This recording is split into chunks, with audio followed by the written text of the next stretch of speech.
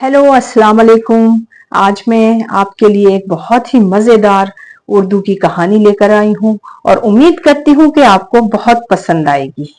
तो चलिए फिर शुरू करते हैं। नींद आंखों से कोसों दूर थी, मगर वो फिर भी आंखें मूंदे बेड पर चित लेटे बेगम के सो जाने का इंतजार कर रहे थे।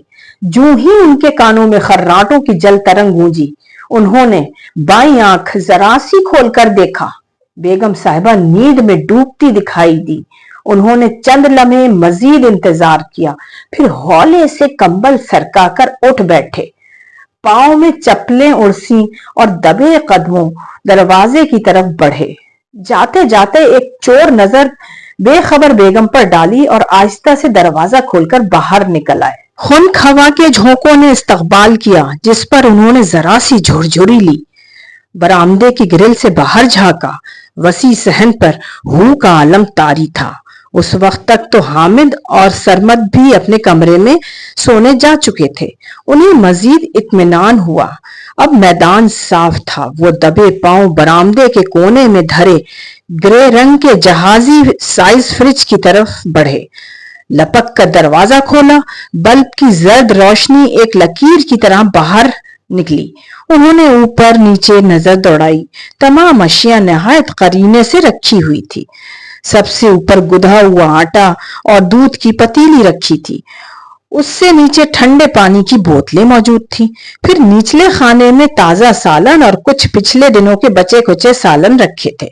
उन्होंने एक एक ढक्कन उठाकर देखा, मगर उन्हें अपनी मतलूबा चीज नजर न आई। वो मायूस होकर फ्रिज का दरवाजा बंद करने लगे, जब अचानक उनकी नजर सबसे नीचे मौजूद सब्जियों और फलों वाले डिब्बे पर पड़ी।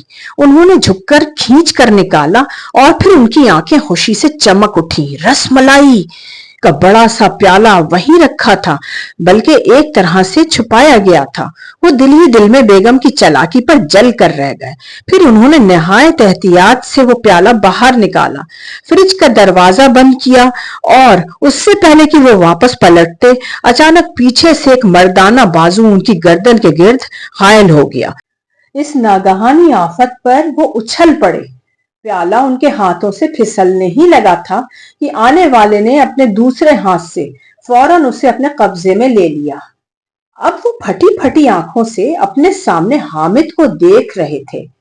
प्यारे बाबा जान, अम्मा जान को यही धड़का लगा था कि आप आज रात इस रसमलाई पर हाथ साफ करेंगे, इसलिए वो सोने से पहले मुझे चौकस रहने का कह गई थी।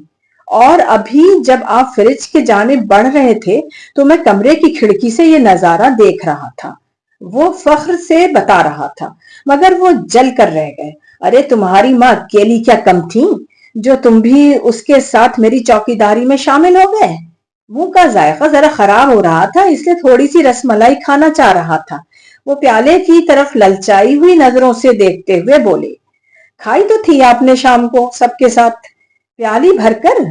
हामिद ने उन्हें याद दिलाया, इतनी छोटी छोटी सी तो प्यालियां रखी हैं तुम्हारी माँ ने, बमुश्किल 4 चम्मच खाए होंगे। वो भड़क उठे, आपके लिए वो भी काफी है, डॉक्टर ने तो इससे भी मना कर रखा है। इतनी मुश्किल से तो शुगर कंट्रोल हुई है आपकी। हामिद ने जरा नरमी से समझाना चाहा, हाँ अब तो शुगर कंट्रोल ही है, फिर थोड़ी सी खा लेने में क्या हर्ज है। प्याला हामिद से लेने की कोशिश की, मगर वो पलक झपकते ही मजीद पीछे हट गया। बाबा जान, आप बाज आने वाले नहीं लगते, अब मैं पक्का इंतजाम करता हूँ। ये कहकर उसने अपनी जेब से एक छोटी सी चाबी बरामद की, फिर प्याले को फ्रिज में रखा, चाबी दरवाजे में घुमाई और टक की आवाज के साथ फ्रिज लॉक हो गया।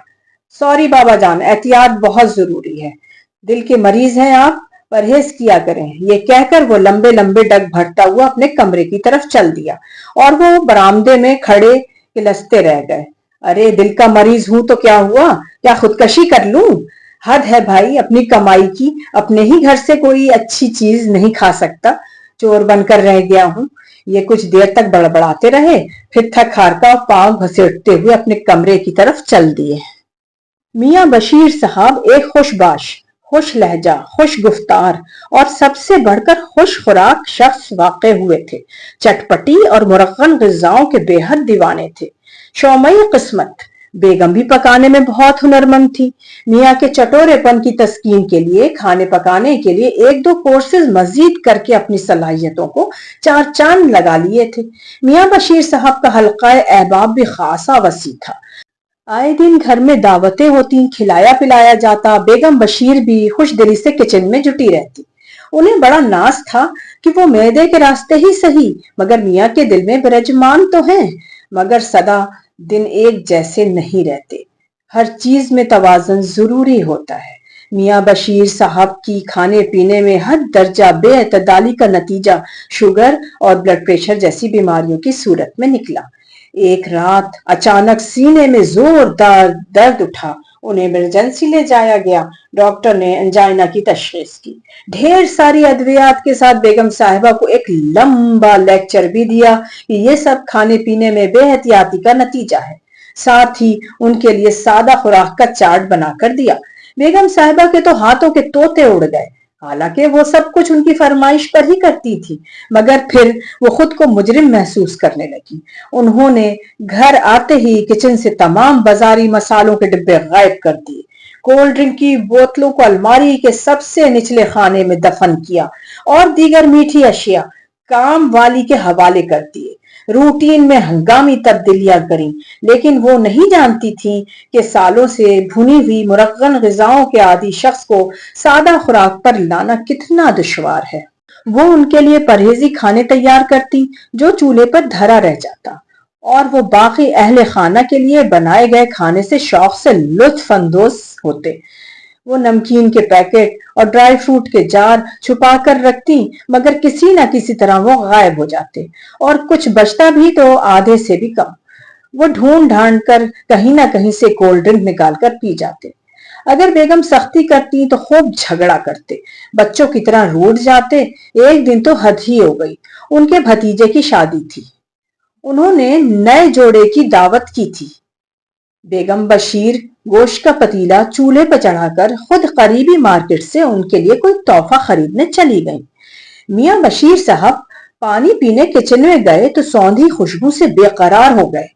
पतीले का ढक्कन हटाया तो देखा नमकीन गोश्त धीमी आंच पर पक रहा है। उनके मुंह में पानी भर आया। फौरन एक बोटी निकालकर चखी। बहुत मजा आया। अब वो चम्मच चलाते हुए एक बोटी निकालते, कुछ देर चुटकी में दबाकर हवा में लहराते और फिर मुंह में डाल लेते। यूं करते करते जब पतीले में बोटियों की तादाद खासी कम हो गई और नुक्स से अमन का खतरा नजर आने लगा, तो उन्होंने फौरन फ्रीजर खोलकर गोश्त का एक और पैकेट निकाला और बगैर सोचे समझे सीधा पतीले में डाल दिया। बेगम खासी देर से वापस आई। उन्होंने जल्दी में ज्यादा ध्यान ना दिया और वैसे ही पुलाव तैयार कर लिया। अब खाने की मेज पर मेहमानों के सामने उन्हें बहुत शर्मिंदगी हुई, क्योंकि पुलाव में कुछ बोटियां तो ज्यादा तली हुई थीं, जबकि बाकी सारा गोश्त कच्चा था। इस वक्त तो उन्हें समझ नहीं आया कि माजरा क्या है, मगर मेहमानों के जाने के बाद जब उन्होंने फ्रीजर खोला तो गोश्त का एक इजाफी पैकेट गायब था। वो फौरन सब कुछ समझ गईं। फिर जो घर में घमासान की जंग हुई वो हमसायों को भी कई दिन तक याद रही। उनके दोनों बेटे भी माँ बाप की ऐसी झड़पों के आदी हो चुके थे। लाख उन दोनों को अपने बाप से प्यार था, मगर साथ वो अपनी माँ का ही देते थे, क्योंकि उनके ख्याल में वो जो कुछ करती थी उनकी बेहतरी के लिए करती थी। फिर इंसान की अपनी जान लज्जत काम और दहन से ज्यादा प्यारी तो नहीं होती। ऐसे ही खट्टे मीठे दिनों में हामिद ने अपनी तालीम मुकम्मल कर ली। जूं ही उसे एक कंपनी में नौकरी मिली तो सारी मशरकी माओं की तरह बेगम बशीर के दिल में भी उसकी शादी का अरमान जाग उठा। अब वो दिन रात हामिद की दुल्हन लाऊंगी का राग अलापने लगी। वो अक्सर बेजार होकर कहता, अम्मा आप दुल्हन का किस्सा तो रहने दें। आप और अब्बा की इतनी लड़ाई होती है कि अहले महल्ला के साथ साथ आने वाली भी लुत्फ अंदोज हुआ करेगी। बेटे के अंदाज पर वो तड़प जाती, अरे तुम क्यों फिक्र करते हो, बहू आएगी तो कुछ तो हया करेंगे, ये हो सकता है कुछ सुधर जाए। फिर वो हर रिश्ता कराने वाली से इसरार करती, बस चांद सी बहू ढूंढो, बहू चांदी हो या सूरज की हो, बस खाना छुपाने वाली ना हो। अगर वो आस पास मौजूद होते तो जरूर गुल अफशानी करते। बेगम साहबा फकत तंजिया नजरों से घूर कर रह जाती। پھر خدا خدا کر کے حامد کی شادی ہو گئی۔ دونوں میاں بیوی نے خوب دل کے ارمان پورے کیے، وسیع پیمانے پر تقریب کا انتظام کیا گیا، خاندان بھر کو مدعو کیا گیا، انواع و اقسام کے پکوان تیار کروائے گئے۔ مہمانوں کی آؤ بھگت کے ساتھ ساتھ میاں بشیر صاحب کو خود بھی کھانے پینے کی کھلی چھوٹ ملی ہوئی تھی۔ انہوں نے ہر ڈش کے ساتھ خوب انصاف کیا۔ بیگم صاحبہ دور سے دیکھ رہی تھیں اور اندر ہی اندر پیچ اتاب کھا رہی تھیں، مگر وہ کرتی بھی تو کیا کرتی، بھری برادری کے سامنے ان کا ہاتھ روکنا ممکن نہیں تھا۔ پھر وہی ہوا جس کا تمام اہل خانہ کو ڈر تھا۔ شادی کے چوتھے روز ہی انہیں دوسرا بڑا ہارٹ اٹیک ہوا۔ ہفتہ بھر وہ ICU میں پڑے رہے۔ ڈاکٹروں کے مطابق ان کے دل کے چاروں والو شدید متاثر ہوئے تھے اور ان کا بچ جانا ایک معجزہ تھا۔ اسپتال سے فارغ ہو کر جب گھر آئے تو شدید نقاہت محسوس ہو رہی تھی، شاید کچھ شرمندہ بھی تھے۔ بیگم صاحبہ ملامت بھری نظروں سے دیکھتی تو نظریں چرا لیتے۔ وہ دلیا کھچڑی جو بھی کھلاتی چپ چاپ بغیر کسی احتجاج کے کھا لیتے۔ موت کو قریب سے دیکھ آئے تھے، اس لیے زندگی اور صحت کی قدر جان گئے تھے۔ وہ عجیب مردانگی کا شکار رہنے لگے تھے۔ پہلے والے شوخی، شرارت اور شگفتہ مزاجی مفقود تھی۔ ایک دن بیگم صاحبہ کسی عزیز کی فوتگی میں جانے لگیں تو انہیں پرہیزی کھانا کھا کر دوا لینے کی تاکید کرتے ہوئے روانہ ہوئی۔ انہوں نے کچن میں جا کر دیکھا، ایک پتیلی میں مونگ کی بدرنگ دال اور دوسری میں پھیکا دلیا رکھا تھا۔ بھوک تو پہلے ہی نہیں تھی، یہ چیزیں دیکھ کر تو بالکل ہی ختم ہو گئی۔ اتنے میں کچن کے دروازے پر آہٹ ہوئی۔ انہوں نے پلٹ کر دیکھا تو نئی نویلی بہو کھڑی تھی۔ آداب ابا جان، آپ کو کچھ چاہیے؟ مجھے بتائیں، میں نکال دیتی ہوں، وہ دھیرے سے بولی۔ شادی کے فوراً بعد وہ بیمار ہو کر اسپتال جا پہنچے تھے، اس لیے بہو سے ٹھیک طرح تعارف بھی نہیں ہو سکا تھا۔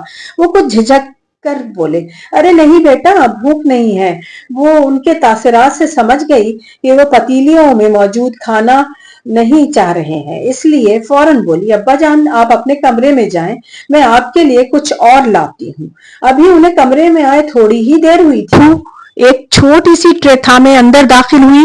ٹرے میں ایک کپ چائے اور ایک چھوٹی پلیٹ میں کیک کے چند ٹکڑے نفاست سے رکھے تھے۔ ارے بیٹا، میں بازاری کیک کہاں کھا سکتا ہوں، بیکری کی چیزیں بھی میرے لیے منع ہیں۔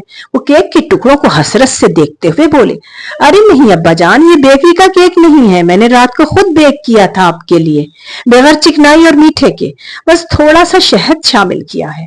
ارے واہ، ان کا اشتیاق بڑھ گیا۔ فوراً ایک ٹکڑا اٹھا کر منہ میں رکھا، اگرچہ میٹھا برائے نام تھا مگر ذائقہ اور خستگی لاجواب تھی۔ دراصل میرے والد صاحب بھی آپ کی طرح کھانے پینے کے بہت شوقین تھے۔ بہو کی آنکھوں میں نمی سی چمکنے لگی۔ بہو کے والد صاحب حیات نہیں تھے، مگر وہ بھی چونکہ دل کے مریض تھے اس لیے سب کچھ نہیں کھا سکتے تھے۔ جب میں گریجویشن کے بعد فارغ ہوئی تو اماں جان نے مجھے سلائی کڑھائی کے ساتھ ساتھ کچھ کوکنگ کورسز بھی کروائے تھے۔ وہ ہولے ہولے بول رہی تھی اور میں نہایت ہی غور سے بہو کی باتیں سن رہا تھا، اور پھر میں نے ان کے خاطر ایسے کھانے بنانے کی تربیت بھی حاصل کی جو شوگر اور دل کے مریضوں کے لیے محفوظ ہوں، بغیر چکنائی کے اور قدرتی مٹھاس کے ساتھ۔ اچھا بیٹا، کیا کیا بنا لیتی ہو؟ وہ دبے دبے جوش سے پوچھنے لگے۔ بغیر چکنائی کے ہلکے مسالوں کی بریانی، سبزی کباب جو فرائی نہیں کیے جاتے بلکہ سٹیم کیے جاتے ہیں، مختلف طرح کے بسکٹس جن میں تھوڑا سا شہد شامل ہوتا ہے۔ ابا جان، میں آپ کے لیے بھی تیار کر دیا کروں گی، آپ انہیں محدود مقدار میں آسانی سے لے سکتے ہیں، وہ فخریہ بتا رہی تھی۔ آج انہیں احساس ہوا تھا کہ وہ بیٹی جیسی کتنی بڑی رحمت سے محروم تھے۔ واقعی بیٹیاں کتنی حساس ہوتی ہیں، کتنی فکر کرنے والی، والدین کی خوشی کے خاطر کوئی نہ کوئی درمیانی راہ نکال ہی لیتی ہیں۔ کتنے خلوص سے وہ ان کے لیے کیک لے آئی تھی۔ اگر وہ بد مزہ دال اور دلیا بھی لے آتی تو وہ خوشی خوش کھا لیتے۔ ان کی آنکھوں میں آنسو آ گئے۔ یہ اپنے رب کے حضور شکر گزاری کے آنسو تھے جس نے انہیں بہو کی صورت میں بیٹی دے دی تھی۔ انہوں نے اپنا ہاتھ پیار سے اس کے سر پر پھیرا اور پھر وہ دونوں بھیگی آنکھوں کے ساتھ مسکرا دیے۔